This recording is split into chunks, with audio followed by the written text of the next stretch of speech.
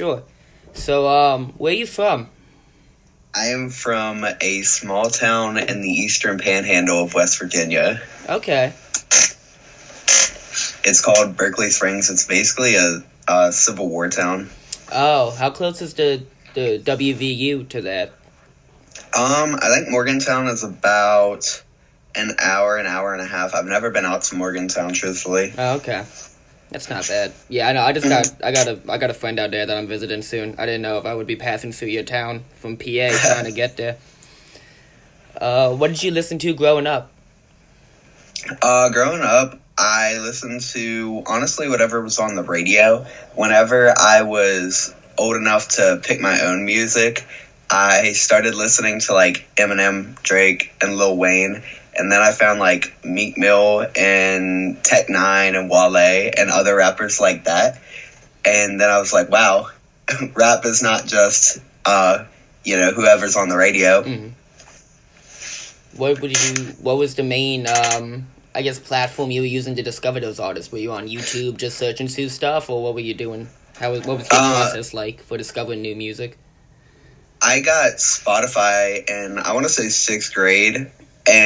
But before that, it was YouTube, yes. Mm-hmm. Yeah, I feel that. That's almost identical to what I was doing, honestly. It was with the radio to Spotify. When did you start making music, your own? I'd say whenever I started first releasing music, I was a senior in high school, so 2018. But whenever I first started writing music, I want to say sophomore year of high school, so 2016. Okay. Did you think the people you would listen to had any influence on you at the time? And have your influences kind of changing over time, I guess?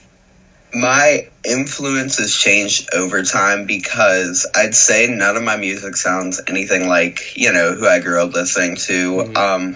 Kanye was a big influence on me through high school, and I didn't really want to make music that sounded like Kanye.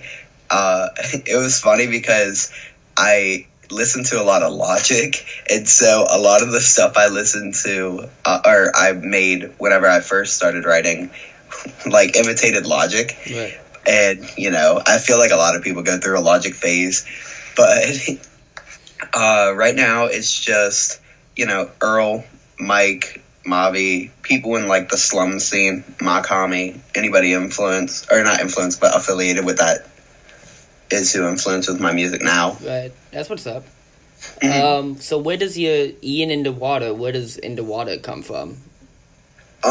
Originally, my alias was, I had the hardest time finding an alias. I went from Ian GS9, and then I was like, I don't want that, because it was kind of a parody name, and GS9 is Bobby Shmurda's group. Okay. So I was like, yeah, if this gets any traction, this is, like, not cool. Right. And then I went to Yuiazu Taiga, which is what I use for parodies, and it was just like an anime name of, like, my favorite characters from different series.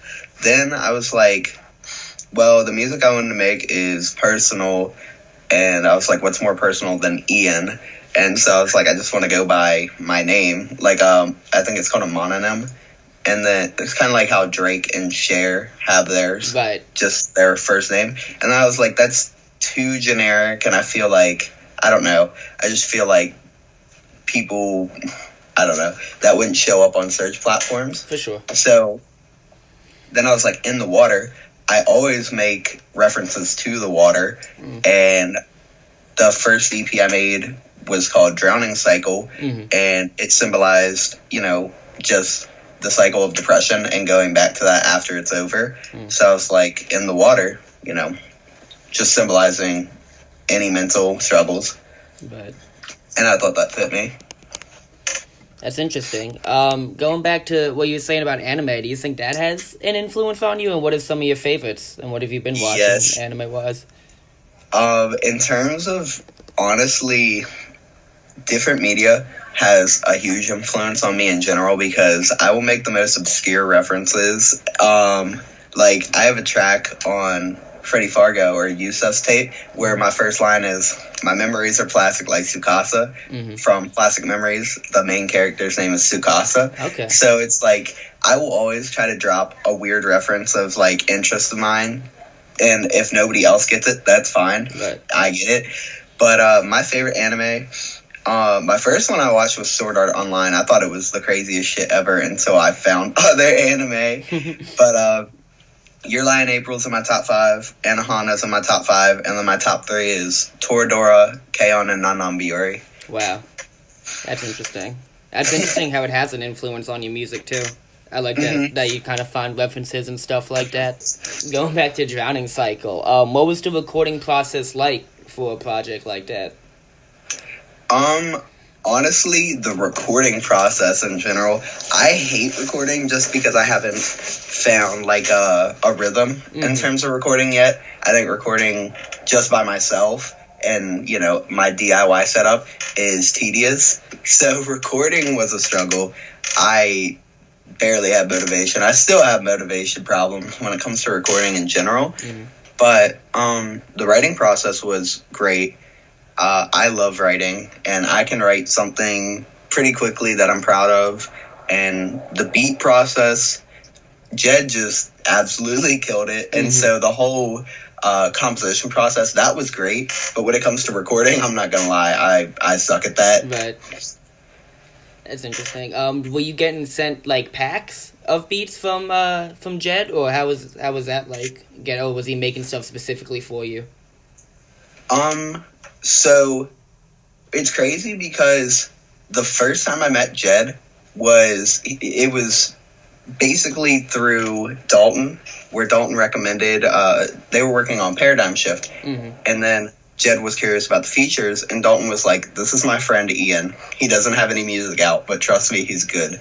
And so Jed sent me a beat pack soon after, I want to say Baby Steps was an idea whenever we were all playing Minecraft. And so Jed sent me a beat pack. There were some crazy beats on there. There was around, I want to say 30 beats on there. Yeah. None of them were specifically made for me. So why I'm excited about working on like a next project is more artistic freedom. Okay. But I just picked whatever beats I wanted to sound like on there. There were a bunch of, not a bunch, but like a handful of scrap tracks from the EP. There are beats that I still want to use on there that I think are crazy. I'd say the only 2 new beats that came out of this were Self-Care, which was for, we were doing like a daily thing, just to boost like motivation in the group. And that really wasn't for the project, but I thought it fit the theme of the project. And the entire last track was my idea in terms of how it sounded sonically, but Jed put it together because I can't produce. So when you're recording a project, do you just have verses kind of written down all the time, or do you prefer to have kind of a beat going first so you can kind of have like a canvas to go off of? It's weird how I, start writing a track, because I'll have a complete song structure written out, and then I'm like, what beat sounds the best for this? And then sometimes it's the other, and I'll go along with the beat, but a lot of the time I have the lyrics first. Right. Okay. More often though, I'd say I write to the beat. Okay. Just because I think it sounds better in my opinion. Right. So when you were talking about getting that first pack from Jed to start recording this, was that the moment where you were like, all right, now it's time to start recording, like, kind of, would you say this is your debut EP, right? Yeah.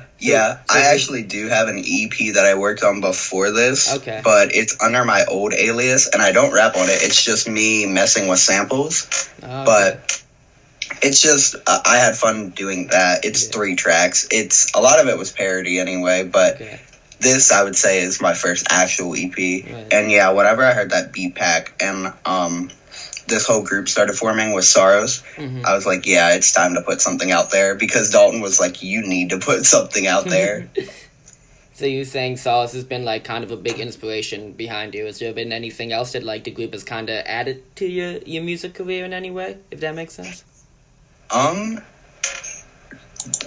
would just say they added a whole bunch of, I'm trying to find the word for it, unity, I guess.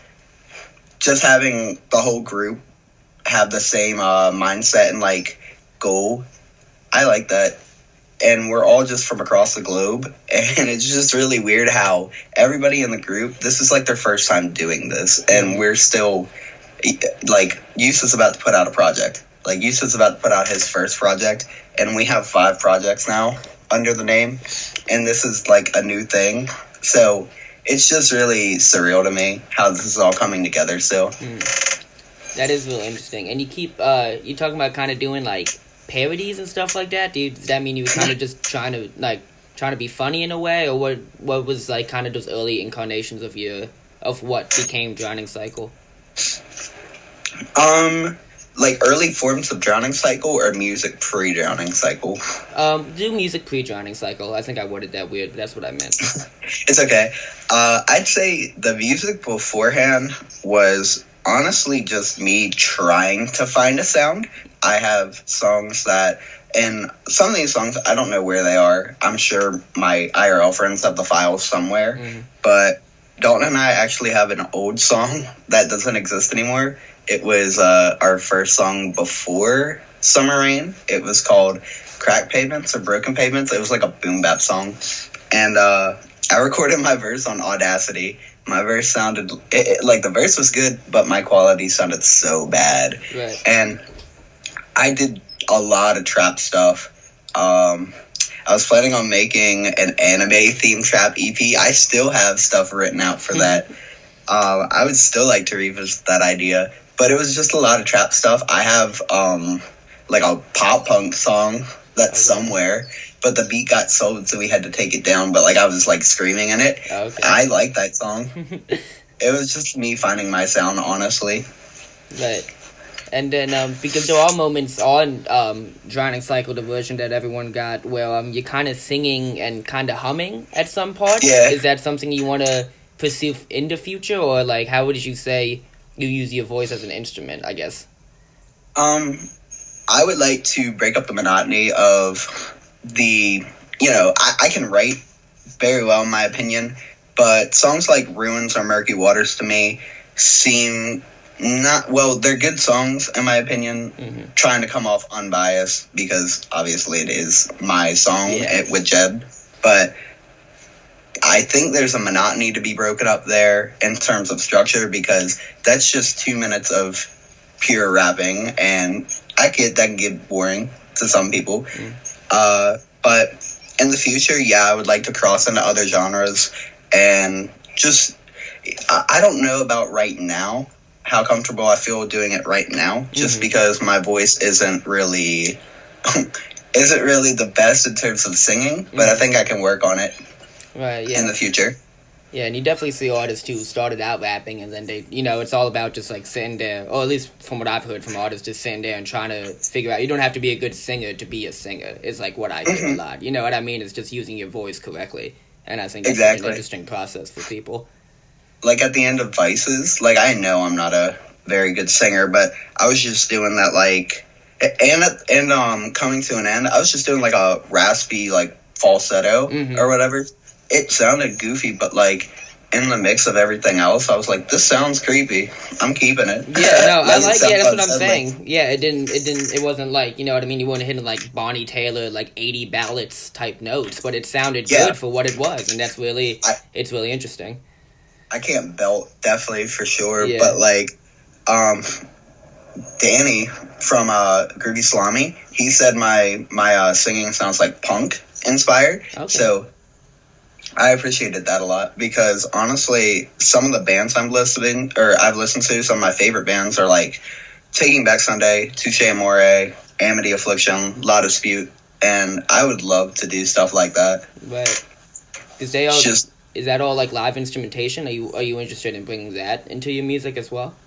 Yes, I would love to do an EP with live instruments. That's awesome. That's so sick.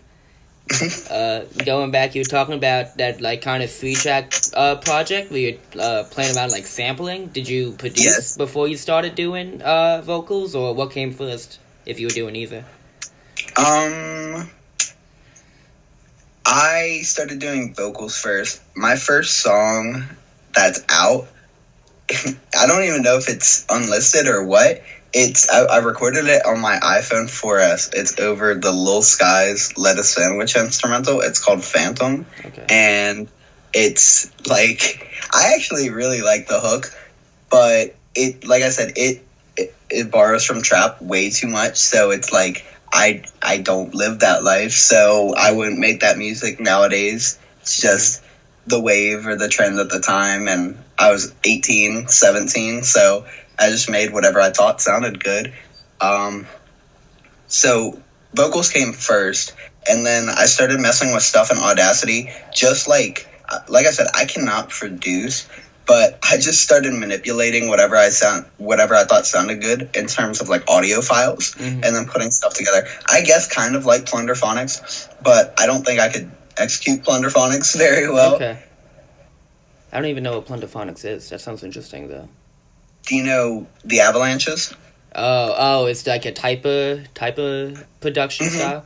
Okay. Yeah, it's a subgenre. It's multiple I guess Madlib can kind of be considered Plunderphonics. Sloss and Malone's Plunderphonics. Okay. But the Avalanches are like the most well-known. Right. They didn't even coin the term, but like I'd say they're the most well-known Plunderphonics group. It's multiple samples into like a new piece. Okay, yeah, kind of like a, what is it called? Like a collage type of style of beat making. Mm-hmm. Okay, I'm following. So you were also talking about how Drowning Cycle is part of, like it's kind of referring back to depression. Is that something that kind of plays a factor into your music? Do you see music as an outlet to express those type of feelings?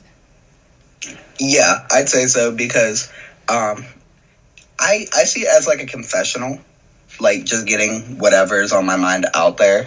You know, emotions I think could be a complex thing to accurately describe, and what I want to do is just keep it so blunt, so detailed as I can. And I don't know, I just want to encapsulate the feeling of depression, not just, you know, a surface level mood, if that makes sense. Not just like, this is sad, like, oh yeah, this is something I can really relate to. Just like saying stuff like, and me looking back on the lyrics, I'm glad I'm not in that mindset anymore, so it's a little difficult to talk about, but like, having like the lyric in Ruins, where it's like, I knew my cycle had began again when my room floor got disorganized and acted like I'm sort of fine. And then the lyric from Trauma, where it's like, I'm puking from anxiety, the vomit water spraying my face. It's just like very specific, detailed, and it's like, yeah,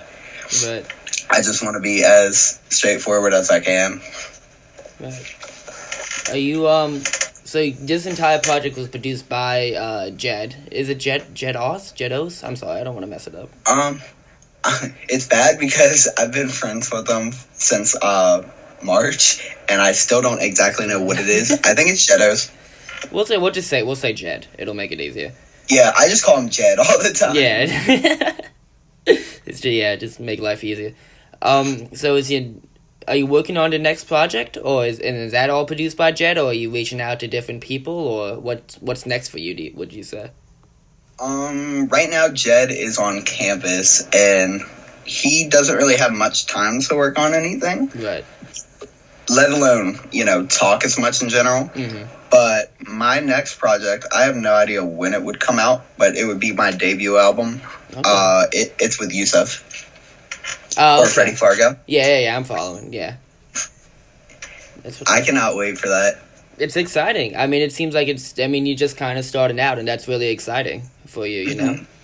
I appreciate that. Yeah. Would you say you, I guess it's kind of maybe too early to even say this. Would you say you kind of found like a sound or lane you want to stick with, or no? But we were just talking about you wanted to try a bunch of different stuff. But for now, would you say that you're kind of like, I guess have basically my own lane? Yeah, I'd say that. Yeah. I would like to keep expanding in terms of subgenres of rap and experimenting with my voice, but for now, I'd say the abstract hip-hop is, that's what I want to do. Okay. And as little as I can bend it, with my vocals, which I was talking about earlier, the song I did with Yusuf, Children, or the name might be different now, but it was called Children originally.